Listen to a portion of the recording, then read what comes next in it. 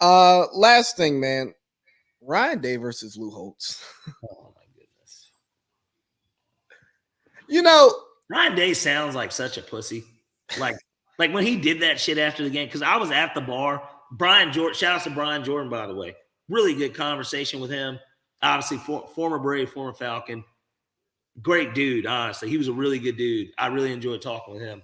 But when he was there, we were at the bar in the MGM in Detroit watching that game, and we heard like Ryan Day, when he did what he did at the end of the game. See, I wasn't aware of what Lou Holtz had said either, and Lou Holtz didn't really say anything. No, he just said, "Hey, when they play against physical teams, they lose. They're not physical." Which is true. If you look at the history, you're like, okay, last year, who did they lose to? You're like, well, Georgia's more physical. Michigan's more physical. Who they lose to the year before?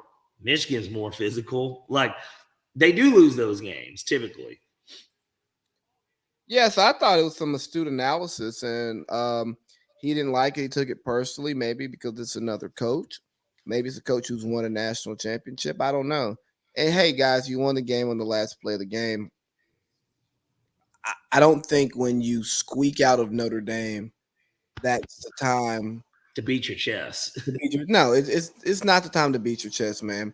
And Lou Holtz fired back and said he thought Notre Dame was still the better team. Well, Lou, you lost the game, so some could agree with you, but it doesn't matter because it didn't manifest itself on the field.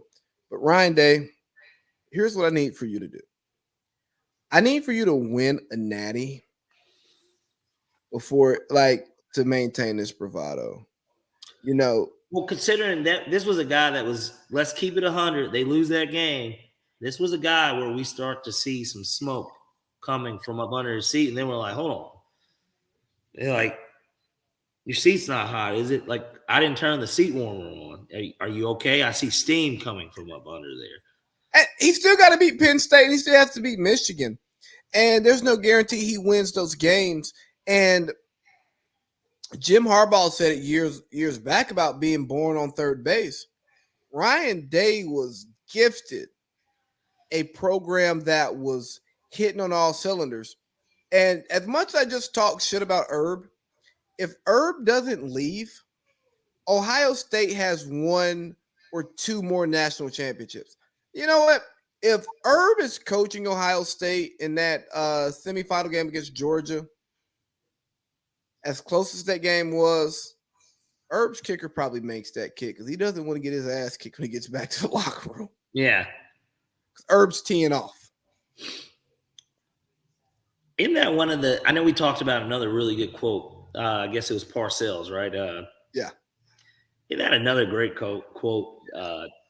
Harbaugh just saying some guys are born on third base and swear they hit a triple. Like, and it's so shady. Like, because it's like, obviously you knew who he was talking about, but like it encapsulates it perfectly though, too.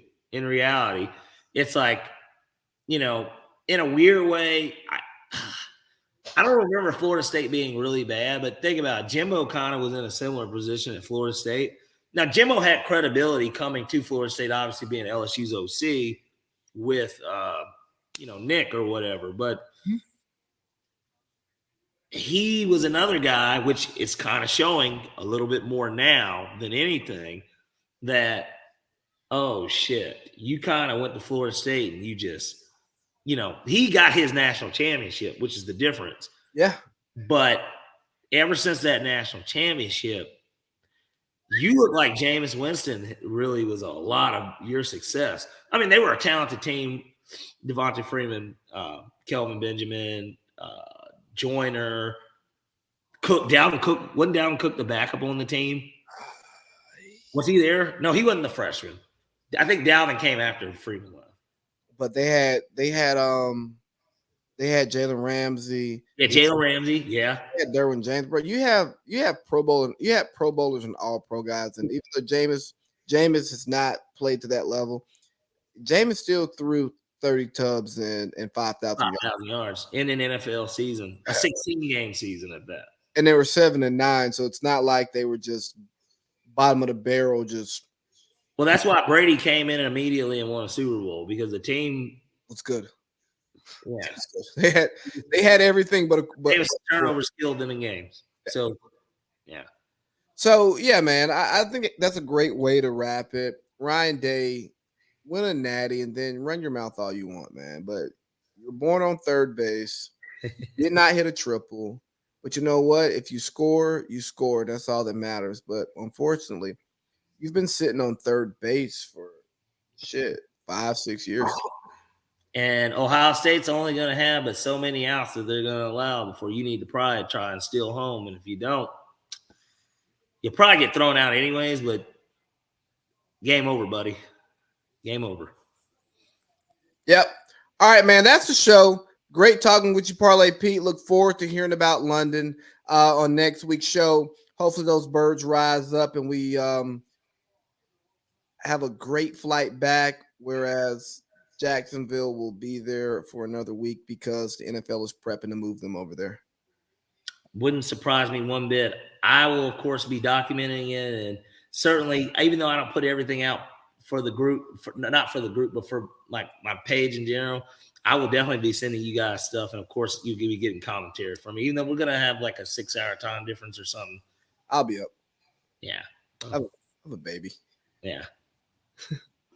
All right, dog. I'll holler at you next week. Another great show. Yes, sir. All right, brother. Out of here.